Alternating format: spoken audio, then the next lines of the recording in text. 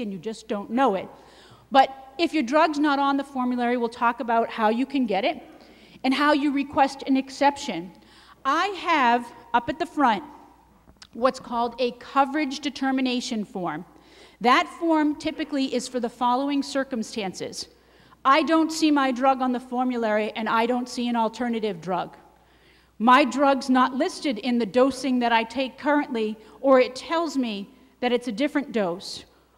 It says I need a prior authorization. So when you saw those three categories of quantity limits and prior authorization, and then step therapy, that is typically when that coverage determination, or a fancy word for prior authorization, comes into play.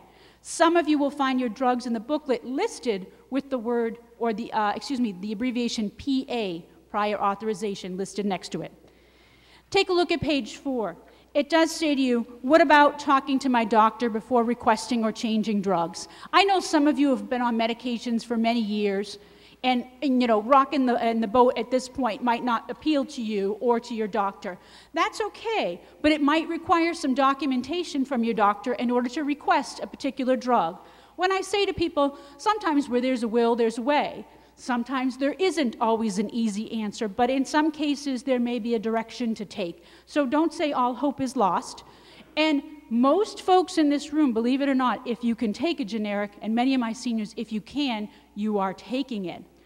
So just lets you know there that before you actually talk to your doctor about changing a drug, talk about alternatives or things or other measures or other directions to take. For more information, it gives you some numbers to call. Again, we talked about that. So the Blue Medicare RX phone number and the formulary number here listed for you. And then before I skip into the formulary, you see those little codes at the bottom of this page? Some of you might have those listed next to a drug. B versus D, we talked about that. You might see that, as I said, in the world of diabetics. QL means quantity limits. Some of you say, well, Monica, I take 45 pills, but this only has 30 listed. You might need to work with your doctor to find out about more. And then PA, prior authorization. It is not the state of Pennsylvania, I'm sorry. ST means step therapy, like we said, going up or down the ladder. LA is not Louisiana. It means limited access. Not every drug is available at every pharmacy. You've been hearing a lot about the abuse of painkillers, okay? You've been hearing about heroin addiction.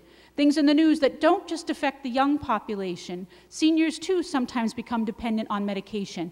Certain pharmacies may not have certain drugs available to individuals. You might have to go to another one. Or it might need to be a refrigerated drug that can't be easily kept at one pharmacy or another. Yes? EC? Did you see it in there? EC. The only thing I can think of is evidence of coverage, EC. Was it in the book? EC. It could be how it's dosed or how it's administered. I'll have to look at that one, but it's a new one for me.